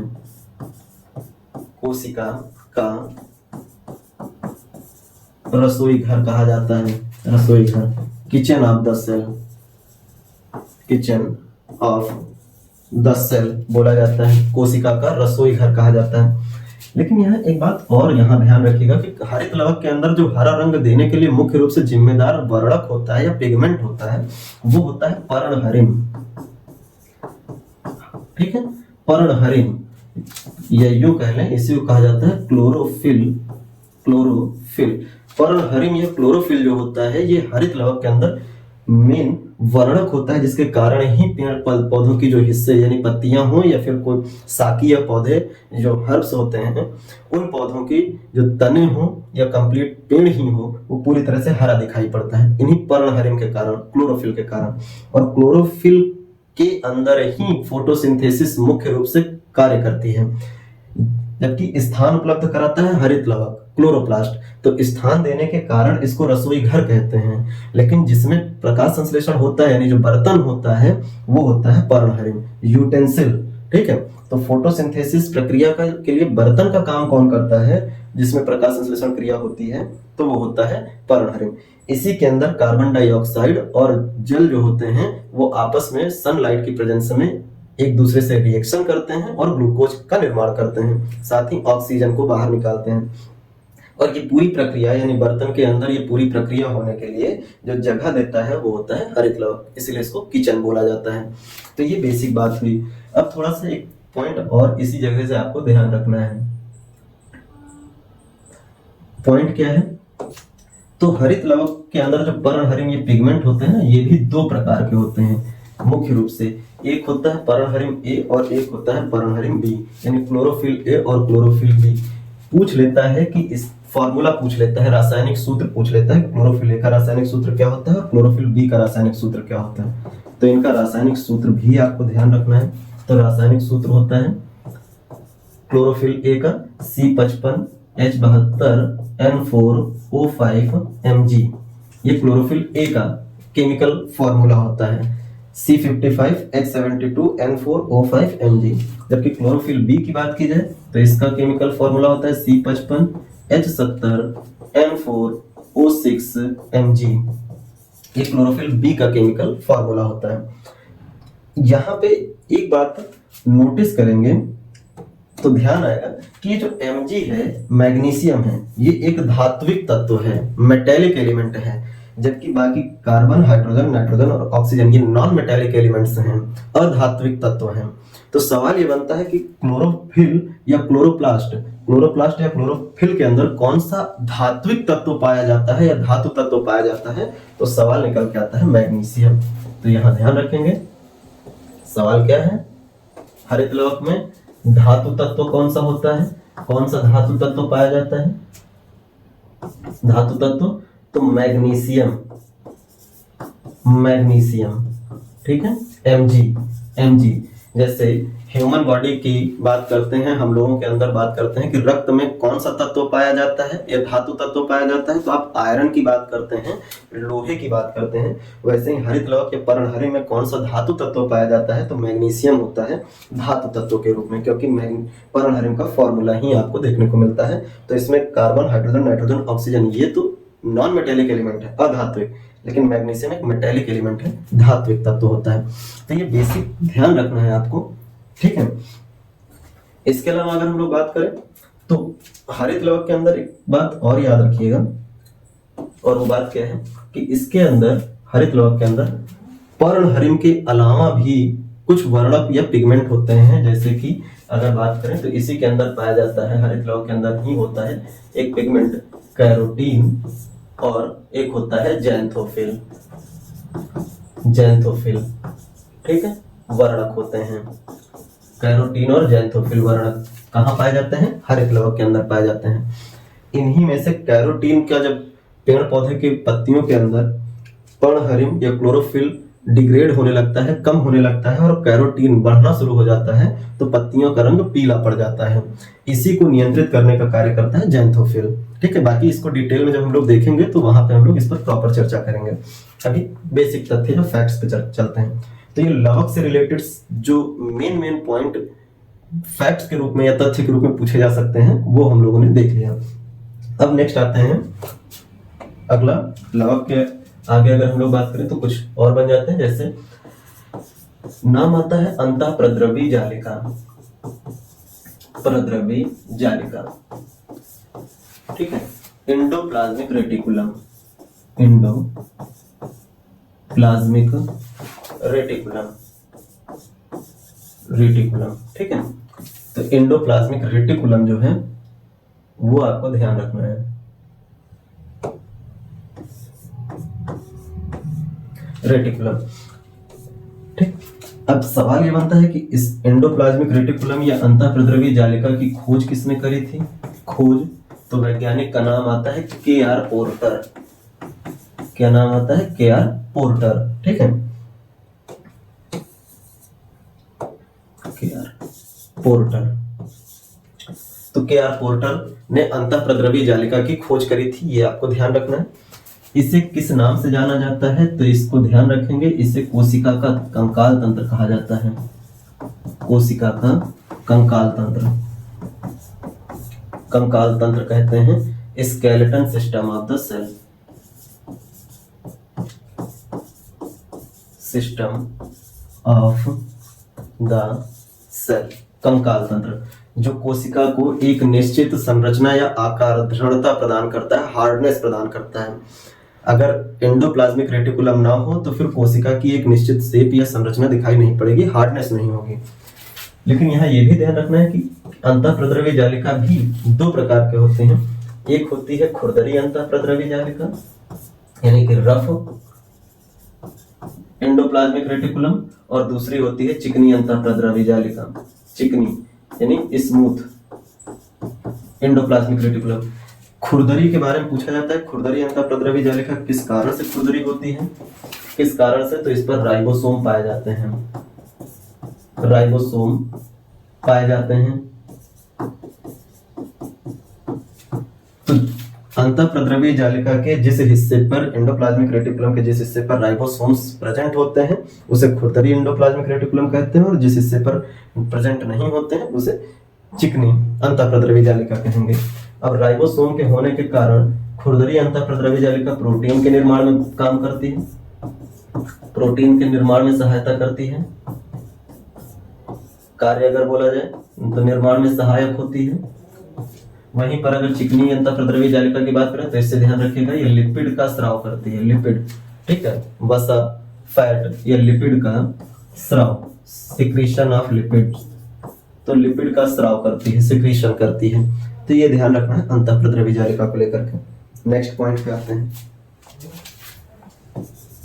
अगला आता है एक नाम गोल्जी का है, गोल्जी का है, ठीक है, इसी को कहेंगे गोल्गी बॉडी। कई नामों से जाना जाता है, Golgi body, Golgi complex, Golgi apparatus, तो कुछ अलग अलग नाम इंग्लिश में बोल देते हैं, ध्यान रखेंगे। अब बात आती है गोल्जी का की खोज किसने करी थी? तो खोज को याद रखेंगे, नाम आता है Camillo Golgi, Camillo Golgi, Golgi, इनके द्वारा गोल्जी का की खोज की गई थी। तो ये ध्यान रखिएगा। इसे किस नाम से जाना जाता है? तो इसे कोशिका का यातायात का सिपाही कहा जाता है, कोशिका का यातायात का सिपाही कहा जाता है, सिपाही यानी traffic police of the cell, traffic police of the cell, ठीक, कोशिका के यातायात का सिपाही कहते हैं। अब नाम से ही समझ में आ रहा है यातायात का सिपाही, इसका मतलब कोशिका के अंदर आने जाने वाले हर एक पदार्थ को जो नियमित डायरेक्शन देना है या सही कोशिकांग तक भेजने की प्रक्रिया है वो किसके द्वारा की जाती है? गोल्जी काय के द्वारा की जाती है। ये आपको ध्यान रखना है। इसके अलावा अगर यहाँ सबसे मुख्य रूप से सवाल जो ध्यान रखना है आपको वो क्या है? तो गोल्जी काय कोशिका का जो गोल्जी कॉम्प्लेक्स या गोल्जी बॉडी है, अभी आपको बताया गया कि सबसे छोटी मानव शरीर की कोशिका कौन सी होती है, शुक्राणु या स्पर्म जो होती है। तो स्पर्म जो होती है, शुक्राणु जो होती है, अगर उसका एक ये कह लें स्ट्रक्चर है, ये पूरा एक सेल है, तो इस सेल में टॉप मोस्ट यहाँ पर एकदम तो एक कैप की जैसी संरचना होती है, कैप जैसी संरचना होती है जो ड्रिल मशीन की तरह कार्य करती है, जिससे कि अंडाणु को भेदा जा सके। तो अंडाणु को भेदने के लिए ये जो कैप लाइक स्ट्रक्चर बनता है इस स्पर्म के अंदर, इसको कहा जाता है एक्रोसोम। एक्रोसोम। और ये जो एक्रोसोम है, इस एक्रोसोम का निर्माण करने वाला जो कोशिकांग होता है वो गोल्जी काय होता है। तो शुक्राणु का जो एक्रोसोम होता है, ध्यान रखेंगे, शुक्राणु का एक्रोसोम, एक्रोसोम ये गोल्जी काय से बना होता है।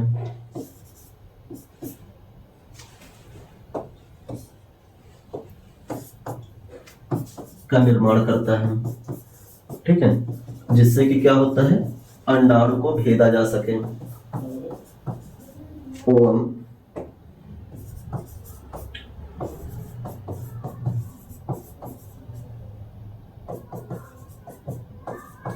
अंडाणु को भेजा जा सके, ठीक है। तो अंडाणु में छेद करने या ड्रिल करने के लिए जो एक्रोसोम होता है उसको निर्मित कौन करता है, गोल्जी काय। ये ध्यान रखिएगा, कई बार सवाल पूछा है शुक्राणु का एक्रोसोम किसका बना होता है, तो गोल्जी काय का बना होता है, ये ध्यान रखेंगे। नेक्स्ट पे आ जाते हैं, नेक्स्ट आ जाते हैं राइबोसोम। राइबोसोम, ठीक है, राइबोसोम्स। अब राइबोसोम की बात आती है, तो राइबोसोम को लेकर ध्यान रखना है कि राइबोसोम की खोज किसने करी थी, खोज, तो इसकी खोज करी थी पैलाडे नामक वैज्ञानिक ने, ठीक है, या पैलेड भी बोलते हैं कई जगहों पे, पैलेड, ठीक है, ये नाम आता है। खोज किसने करी थी, इससे प्रोटीन की फैक्ट्री कहा जाता है, कोशिका के प्रोटीन की फैक्ट्री कहते हैं, फैक्ट्री कहते हैं। तो कोशिका के प्रोटीन की फैक्ट्री किसको कहा जाता है, राइबोसोम को कहा जाता है।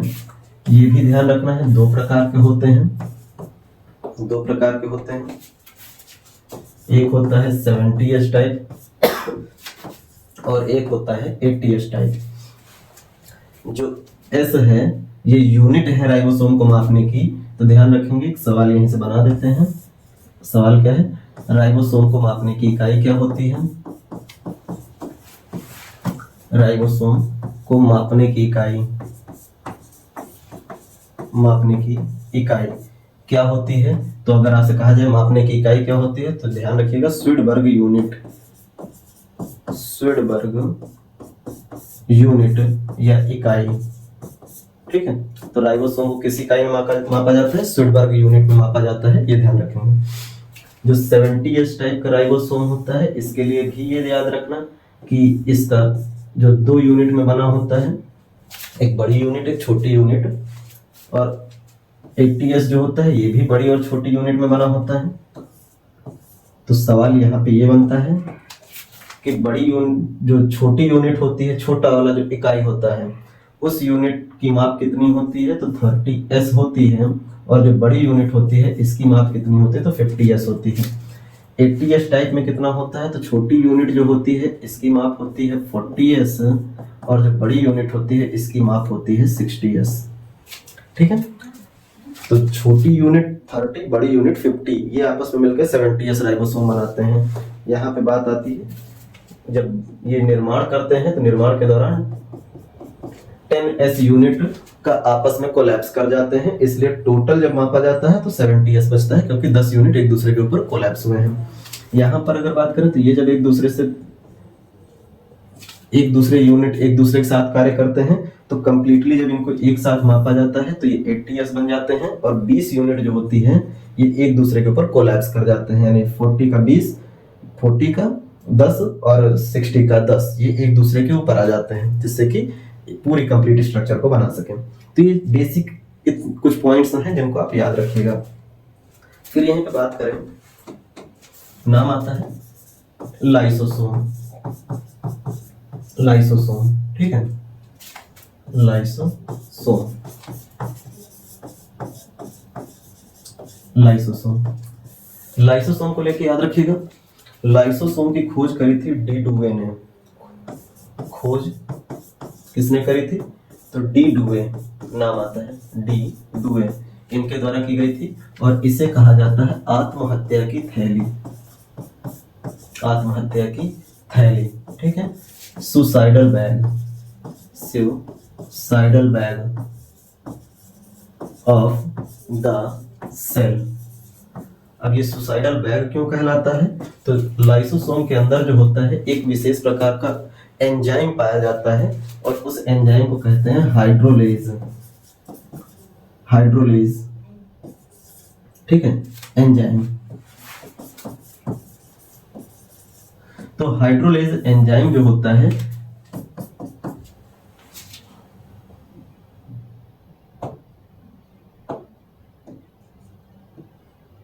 हाइड्रोलेज, ये जो एंजाइम होता है जब कोशिका कहीं से टूट फूट जाती है या कह सकते हैं सही से कार्य नहीं कर पाती है, तो कोशिका के अंदर जो लाइसोसोम होता है ये बहुत बड़ी मात्रा में इस एंजाइम को बनाना शुरू कर देता है, जिससे हाइड्रोलेज एंजाइम के ज्यादा मात्रा में लाइसोसोम के अंदर भर जाने से एक समय के बाद लाइसोसोम फट जाता है और लाइसोसोम के फटने से पूरी कोशिका के अंदर ये हाइड्रोलेज एंजाइम भी फैल जाता है और इस एंजाइम के फैलने से जो कोशिका के बाकी कोशिकांग होते हैं वो सभी इसमें घुल जाते हैं और कोशिका नष्ट हो जाती है। कोशिका के नष्ट हो जाने से जो खाली स्पेस बचता है उस स्पेस में नई कोशिका विकसित होती है। तो इस तरीके से पुरानी कोशिकाएं जो खराब हो चुकी होती हैं या जिनमें टूट फूट हो गई होती है, सही नहीं हो पाती हैं, तो उन कोशिकाओं में जो लाइसोसोम होता है वही हाइड्रोलेज को बढ़ाता है और बढ़ा करके पूरी कोशिका के अंदर अपने एंजाइम को फैला देता है फट करके स्वयं। इसीलिए इसको आत्महत्या की थैली कहते हैं, क्योंकि ये स्वयं को ही नष्ट करता है पूरी कोशिका नष्ट करने के लिए। तो ध्यान रखेंगे, तो हाइड्रोलेज एंजाइम की अधिकता होने पर, अधिकता होने पर लाइसोसोम फट जाता है, ठीक है, लाइसोसोम फट जाता है, जिससे कोशिका में हाइड्रोलेज के फैलने से कोशिका का संपूर्ण पाचन हो जाता है, कोशिका का संपूर्ण पाचन हो जाता है, पाचन हो जाता है। तो ये ध्यान रखेंगे, ठीक है। तो ये बेसिक तथ्य हैं जो हाइड्रोलेज के कारण लाइसोसोम में होता है। फिर अगर हम लोग बात करें तो लाइसोसोम के बाद जो कोशिकांग हैं ये मेन समाप्त हुई, डायरेक्ट जिनसे खोज पूछी जाती है। एक कोशिका आता है रिक्तिका या वैक्यूल्स, ठीक है, वैक्यूल्स। इसको लेकर ध्यान रखिएगा, इसमें खोजकर्ता के नाम से उतना संबंधित नहीं है, बस आपको याद रखना है कि इसको किस नाम से जाना जाता है। तो इसे कोशिका का कूड़ाघर कहा जाता है, कोशिका का कूड़ाघर कहा जाता है, कूड़ाघर, dustbin of the cell, dustbin of the cell, कोशिका का कूड़ाघर कहेंगे किसको? रिक्तिका को, वैक्यूल को बोलते हैं, ठीक। तो यहाँ पे ये बात ध्यान रखिएगा। इसके अलावा अगर हम लोग बात करें तो इसी में नाम आ जाता है एक तारककाय या सेंट्रोसोम, ठीक है, सेंट्रोसोम। तारककाय या सेंट्रोसोम की बात करेंगे तो इसके खोजकर्ता ध्यान रखना है, खोजकर्ता है इसके टी बॉवेरी। तो टी बॉवेरी ने इसकी खोज करी थी, ध्यान रखिएगा। और इसके बारे में ध्यान रखेंगे, ये केवल जंतु कोशिका में पाया जाता है, केवल जंतु कोशिका में पाया जाता है। प्लांट सेल में ये नहीं पाया जाता है, जंतु कोशिका में पाया जाता है और कोशिका विभाजन में भाग लेता है। कोशिका विभाजन में भाग लेता है, सेल डिवीजन में कोशिका विभाजन में भाग लेता है। तो जंतु कोशिका में केवल पाया जाता है। जब पूछा जाता है प्लांट और एनिमल सेल में डिफरेंसेस क्या है, तो एक तो हम लोग कोशिका भित्ति की बात करते हैं, सेल वॉल की बात करते हैं कि प्लांट सेल में सेल वॉल होता है, एनिमल सेल में सेल वॉल नहीं पाया जाता है। वहीं पर सेंट्रोसोम की बात करते हैं कि एनिमल सेल में सेंट्रोसोम होते हैं जबकि प्लांट सेल में सेंट्रोसोम नहीं पाए जाते हैं। ये ध्यान रखनी है। तो ये तारक का है, ये सेंट्रोसोम से बात है। अब कुछ डायरेक्ट के पॉइंट हैं जो सीधे सीधे ध्यान रखने हैं। एक नाम आता है जीव द्रव्य, जीव द्रव्य या प्रोटोप्लाज्म, ठीक है, प्रोटोप्लाज्म, जीव द्रव्य या प्रोटोप्लाज्म। अब देखो प्रोटोप्लाज्म जो होता है वो क्या होता है, तो यहाँ पे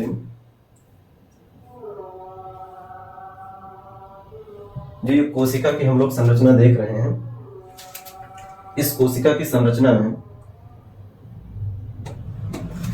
ये केंद्रक का हिस्सा है, बीच में ये केंद्रक का हिस्सा है। तो केंद्रक में बीच बीच में केंद्रक द्रव भरा हुआ है, बीच बीच में केंद्रक द्रव भरा हुआ है। और ये जो केंद्रक द्रव भरा है इसको हम लोग कहते हैं न्यूक्लियोप्लाज्म, न्यूक्लियोप्लाज्म, ठीक है। केंद्रक द्रव को क्या कहते हैं, न्यूक्लियोप्लाज्म, केंद्रक द्रव। जबकि ये जो बाहर कोशिका के अंदर ये आपको ग्रे कलर में थोड़ा सा दिखाई दे रहा है, धूसर या व्हाइटिश आपको उस पे दिखाई दे रहा है वीडियो में, व्हाइटिश कलर में। ये जो आपको दिखाई दे रहा है, ये जो लिक्विड है ना, इस लिक्विड को कहते हैं हम लोग कोशिका द्रव्य, कोशिका द्रव्य या फिर साइटोप्लाज्म, साइटोप्लाज्म। अब यहीं से दिमाग में रखेंगे, नाम निकल के आता है कोशिका द्रव्य के लिए, कोशिका शब्द के लिए कौन सा नाम निकला है, साइटो। अब इस साइटो से ही संबंधित शब्द ध्यान रखेंगे, इसी जगह बता देते हैं कि सवाल पूछा जाता है कोशिका का अध्ययन किस विज्ञान के अंतर्गत किया जाता है, तो कोशिका विज्ञान, कोशिका का अध्ययन किसके अंतर्गत, कोशिका विज्ञान या साइटोलॉजी के अंतर्गत, साइटोलॉजी के अंतर्गत अध्ययन, अंतर्गत अध्ययन, ठीक है, अध्ययन किया जाता है। तो साइटोलॉजी के अंतर्गत अध्ययन किया जाता है, कोशिका विज्ञान के अंतर्गत कोशिका का अध्ययन किया जाता है। तो ये जो भरा हुआ हिस्सा है ये है कोशिका द्रव्य, साइटोप्लाज्म, और केंद्रक का जो हिस्सा है वो है केंद्रक द्रव्य या न्यूक्लियोप्लाज्म। इन्हीं दोनों को सामूहिक रूप से पढ़ते हैं, इन्हीं दोनों को, यानी कि कोशिका द्रव और केंद्रक द्रव दोनों को एक साथ जब पढ़ा जाता है तो यही कहलाता है जीव द्रव्य, जीव द्रव्य या प्रोटोप्लाज्म, प्रोटोप्लाज्म। आप कह सकते हैं कि ये कोशिका का वो लिक्विड भाग होता है या स्पेस होता है जिसमें बाकी कोशिकांग जीवित रहते हैं और अपनी सभी क्रियाविधियों का संचालन करते हैं। तो कोशिका के जिस भाग में या केंद्रक के जिस भाग में उनके अपने कोशिकांग या फिर केंद्रक के अपने केंद्रक के अंग जहां रहते हैं, क्रियाविधियां करते हैं और जीवित रहने के लिए कार्य करते हैं, वो हिस्सा ही जीव द्रव्य कहलाता है। और इसीलिए जीव द्रव्य को कहा जाता है जीवन का भौतिक आधार, फिजिकल बेसिस ऑफ लाइफ, यानी कि जीव द्रव्य के अंदर ही सभी कोशिकांग जिंदा रहने के लिए क्रियाविधियों का संचालन करते हैं, ठीक है। और इसे सबसे पहले जीवन का भौतिक आधार बोला था किसने, तो नाम आता है हक्सले, ठीक है। तो जीव द्रव्य को लेकर के पॉइंट, तो सबसे पहले बात कर लेते हैं जीव द्रव्य की खोज किसने करी थी। यह जीव द्रव्य किसका किसका बना होता है, अभी बताया है, केंद्रक द्रव्य यानी कि न्यूक्लियोप्लाज्म, न्यूक्लियोप्लाज्म प्लस कोशिका द्रव्य, कोशिका द्रव्य यानी कि साइटोप्लाज्म, साइटोप्लाज्म। इन दोनों को सामूहिक रूप से पढ़ते हैं क्या, जीव द्रव्य, प्रोटोप्लाज्म। इसकी खोज करी थी, नाम आता है, खोज करी थी किसने, तो खोज करी थी डुजार्डिन ने। खोज किसने करी थी, डुजार्डिन, डुजार्डिन। जबकि इसका नामकरण किया था, नामकरण किया था नेमिंग करी थी पुरकिंजे ने, पुरकिंजे, ठीक है। डुजार्डिन ने खोज करी और इसको जीव द्रव्य या प्रोटोप्लाज्म सबसे पहले किसने कहा था? तो पुरकिंजे ने कहा था। ये आपको ध्यान रखना है, ठीक है।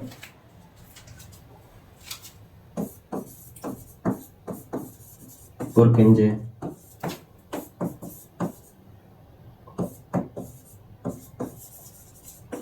डुजार्डिन, यही सबसे पहले जीव द्रव्य को जीवन का भौतिक आधार किसने कहा? जीव द्रव्य को जीवन का भौतिक आधार किसने कहा? यह physical basis of life, physical basis of life किसने कहा था? तो ये नाम आता है हक्सले, ठीक है। हक्सले ने सबसे पहले जीव द्रव्य को जीवन का भौतिक आधार बोला। तो ये इतने पॉइंट आप इस हिस्से से याद रखिएगा। कुछ नाम और आ जाते हैं, जैसे सवाल बन जाता है कि कोशिका सिद्धांत किसने दिया था? कोशिका सिद्धांत किसने दिया था, यानी सेल थ्योरी किसने दी थी? सेल थ्योरी किसने दी थी? या यहीं पे नाम आ जाता है प्रोटोप्लाज्म थ्योरी किसने दी थी? या जीव द्रव्य मत किसने दिया था? जीव द्रव्य मत या प्रोटोप्लाज्म, ठीक है, थ्योरी किसने दी थी? तो अभी के लिए केवल हम लोग याद रख लेते हैं कि कोशिका सिद्धांत या जीव द्रव्य जीव द्रव्य मत किसने दिया था।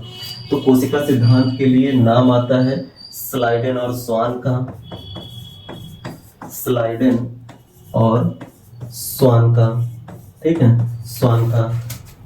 जबकि जीव द्रव्य मत या प्रोटोप्लाज्म मत के लिए जो नाम आता है वो नाम है मैक्स सुल्ज का, मैक्स सुल्ज, ठीक है, मैक्स सुल्ज। ये है, इन्होंने जीव द्रव्य मत दिए थे।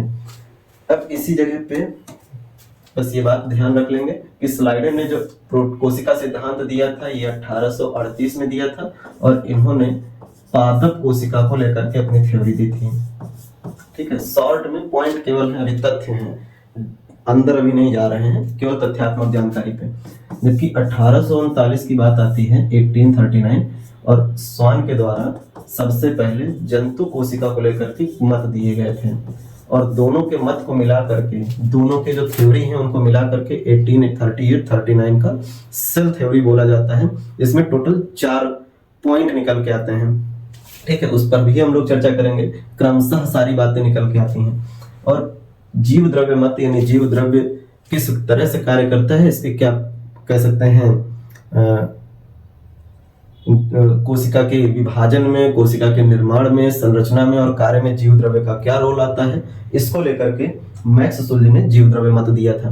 तो इन पर अब हम लोग चर्चा करेंगे डिटेल में, लेकिन कोशिका से संबंधित जो मेन पॉइंट हैं, जितने महत्वपूर्ण कह सकते हैं थ्योरेटिकल या इंपॉर्टेंट फैक्ट्स वाले पॉइंट हैं, वो यही पॉइंट हैं वन लाइनर के तौर पे जिनको आप तैयार करते हैं। इनको अगर आप तैयार करते हैं तो कह सकते हैं रेलवे के चाहे ग्रुप डी का एग्जाम हो, चाहे फिर आप एसएससी जीडी के एग्जाम के लिए आप जा रहे हो, एक बार अगर आप इसको पढ़ेंगे तो कुछ हिस्से आपके लिए स्टैटिक में काम कर जाएंगे। आज के लिए अभी क्लास में इतना ही रखते हैं, मिलेंगे नई क्लास में कुछ नए फैक्ट और पॉइंट के साथ जो आपकी तैयारी को और बेहतर करेगा। तब तक के लिए धन्यवाद, नमस्कार।